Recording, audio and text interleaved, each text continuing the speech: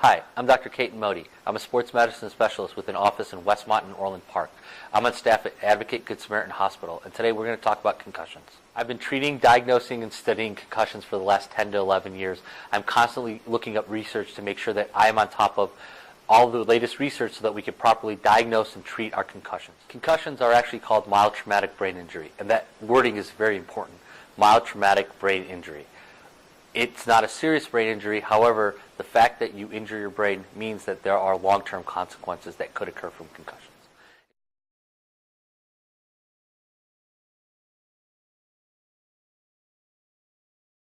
What you need to be aware of and look out for in either your kids or your family members or the kids that you coach is that some of the stuff that occurs when someone does have a hit to the head.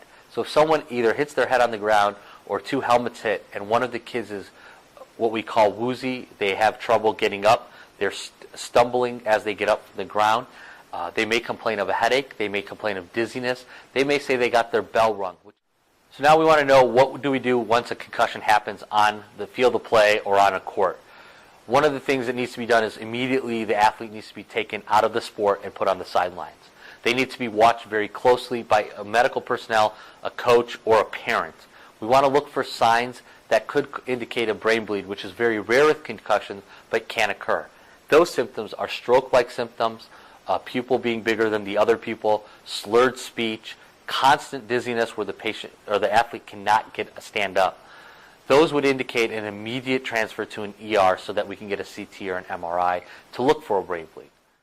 One of the misnomers of concussions is that we can get them back to sports within a couple days, as they do in some of the major sports leagues such as the NFL. The truth is that it takes more than 7 days usually to get through a concussion. It is very important that we know how to diagnose and treat concussions properly in order to keep our family members and community members safe.